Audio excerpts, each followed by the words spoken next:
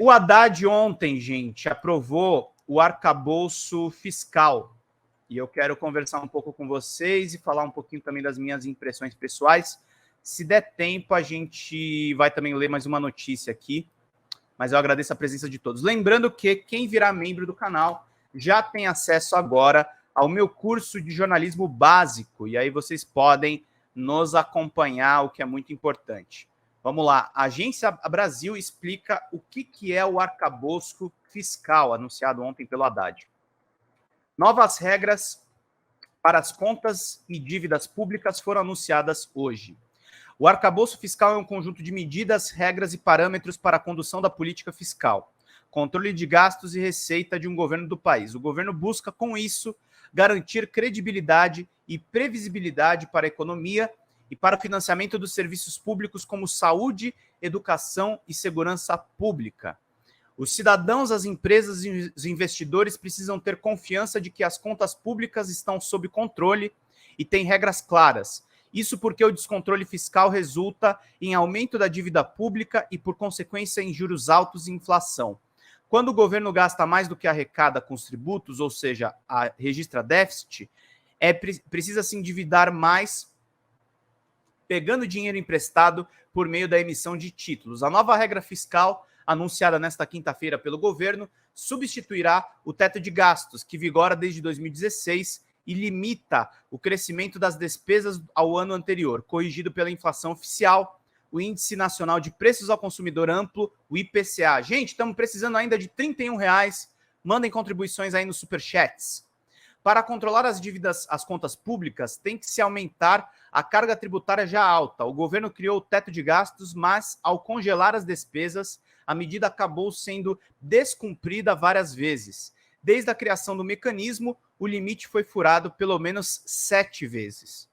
No fim do ano passado, a emenda constitucional da transição permitiu a exclusão de até 168 bilhões do teto de gastos deste ano, 145 bilhões do novo Bolsa Família e até 23 bilhões em investimentos federais, caso haja excesso de arrecadação.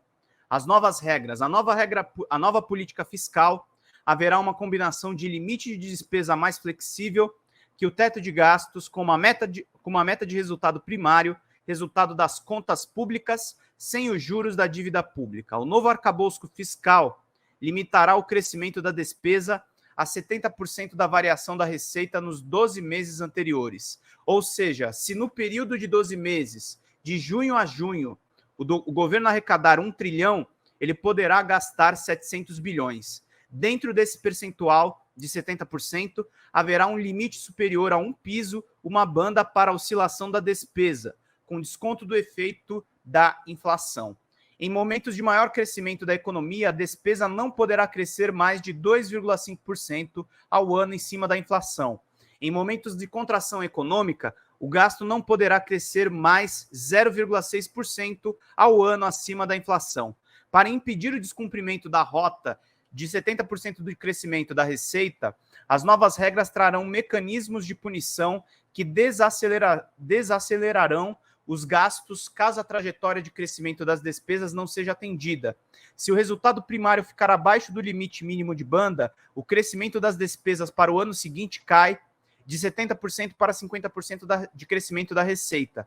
Para não punir os investimentos, obras públicas e compra de equipamentos, o novo arcabouço fiscal prevê um piso para esse tipo de gasto e permite que, caso o superávit primário fique acima do teto da banda, o excedente seja utilizado em obras públicas. A equipe econômica esclareceu que o limite de 70% está baseado nas receitas passadas, não na estimativa das receitas futuras. Dessa forma, futuros governos ou Congresso Nacional não poderão aumentar artificialmente as previsões de receitas para elevar as despesas. Confira os principais pontos desse novo marco fiscal. Vamos entender direitinho para a gente entender.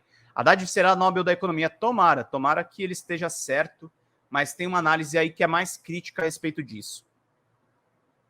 Primeiro ponto, limite de crescimento da despesa primária a 70% da variação da receita dos 12 meses anteriores. É isso mesmo que você está falando, viu, Vitor Alexander? Nada de novo no front. O governo Lula é de esquerda liberal, arcabouço fiscal totalmente liberal, com estratégia liberal. É o que o Davi Decache, do PSOL, ele analisa. Eu entrevistei ele ontem sobre isso, e a perspectiva dele não é muito otimista. É melhor do que o teto de gastos, mas não é muito otimista. Despesas primárias são aquelas necessárias para promover serviços públicos à sociedade. Limite superior e inferior dentro dessa trilha de 70% do aumento da receita. Mecanismo de ajuste para impedir o aumento dos gastos em momentos de crescimento econômico e a queda dos gastos em caso de baixo crescimento. Aplicação de mecanismos de punição caso o resultado primário fique abaixo do limite mínimo da banda. O crescimento das despesas para o ano seguinte cai de 70% para 50% do crescimento da receita. Promessa de zerar o déficit primário em 2024, com superávit de 0,5% do PIB em 2025 e 1% em 2026. Meta de resultado primário terá banda de flutuação com margem de tolerância de 0,25% percentual do PIB para cada ano. Excedente superávit primário acima do teto da banda poderá ser usado para investimentos. Promessa de que a dívida pública bruta subirá levemente até 2026 e depois será estabilizada. Exceções apenas para gastos instituídos pela Constituição, como o Fundeb e o Piso Nacional de Enfermagem. Essas despesas não poderão ser regulamentadas por lei complementar. É uma boa medida, gente, não é ruim, mas é uma medida que, como o Davi Decache falou para mim ontem, ela está colocando no panorama um crescimento de 2% nesse ano. O que é praticamente o Brasil andar de lado. Andar de lado é um jargão na economia para a economia que não sai do lugar. A bolsa subiu, o dólar caiu, o mercado parece ter gostado dessa perspectiva. O medo do Davi Decache é que o mercado agora sinalize positivamente e depois cobre um arroxo, uma medida neoliberal excludente ainda maior para justamente o Haddad não conseguir implantar esse arcabouço fiscal. Então a gente tem que ficar de olho vivo, gente. O Haddad está sendo elogiado pela mídia. Per se, isso nunca é bom. Mas o que a gente está vendo também é que o Haddad está fazendo um jogo com o pessoal que é duro e que há bolsonaristas também entre eles, que é o caso do Roberto Campos Neto, que foi chamado pelo André Lara Rezende numa entrevista para Miriam Leitão. Eu mostrei ontem no DCM, não está no Twitter, mas o André Lara ele foi muito preciso e ele falou que o presidente do Banco Central ele acha que é um quarto poder da República. Ele está tentando estrangular com juros altos o crescimento do governo Lula. Eu tô com o PSOL e eu tô com o pessoal da esquerda. O Campos Neto precisa ser tirado do cargo. Ele é um golpista no sentido econômico dos interesses nacionais. E ele tem muito a ver em cima da pressão que o Haddad está sofrendo na aprovação desse marco fiscal, desse arcabouço fiscal, desse calabouço fiscal, como dizem os mais críticos. Então a gente tem que ficar atento, gente.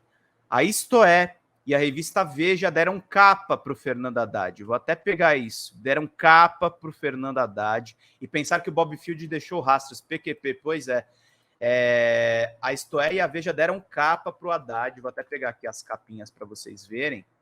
Mas quando a velha imprensa dá capa para o Haddad, é porque querem usar o Haddad, sobretudo, para bater no PT, para bater nas esquerdas, para bater, de fato, aí em quem está fazendo esse trabalho. Para vocês verem aqui, justamente, essas são as capas aqui que foram no começo desse mês, inclusive, não faz muito tempo. Então, o que eu estou falando para vocês aqui não é exatamente uma grande novidade, mas, a primeira vitória, capa aqui da Veja, vou deixar aqui grande para vocês verem comigo.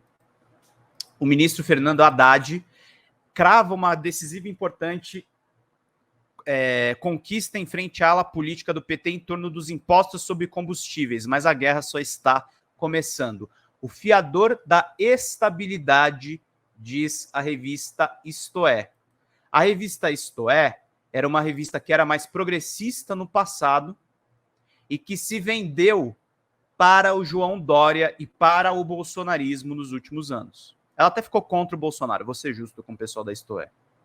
Mas para o Dória, eles puxaram o saco do governo de São Paulo, uma revista que tem um histórico. A Isto É foi fundada pelo Mino Carta antes da Carta Capital, e hoje em dia ela se presta a esse papel de porta-voz do mercado, de ser uma Veja 2 no mercado financeiro. E ó, a Globo está elogiando o Haddad em podcast, tá, gente? Tá, colocaram a jornalista Maria Cristina Fernandes, que é uma boa jornalista, mas ó, a Globo está elogiando o Haddad nesse momento.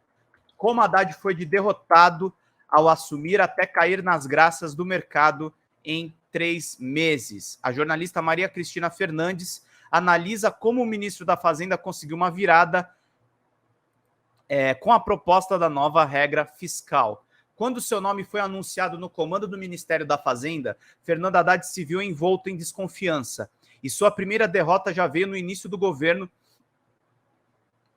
do presidente Luiz Inácio Lula da Silva, com a prorrogação da desoneração dos combustíveis.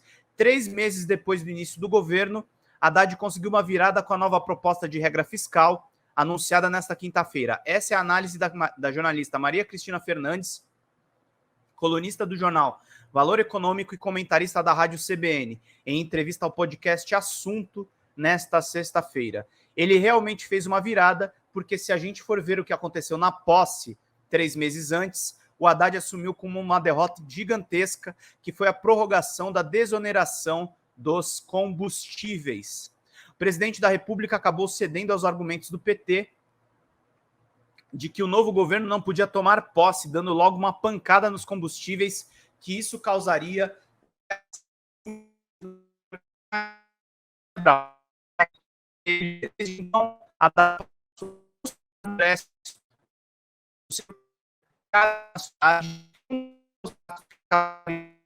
esse arcabouço fiscal. O Haddad, pasmem, parece que caiu nas graças do mercado, disse Maria Cristina Fernandes, que é do jornal Valor Econômico. Olho aberto, Haddad. Esse aqui é o neoliberalismo, Haddad. Esse aqui é a linha auxiliar que deu justamente poder para o Jair Bolsonaro.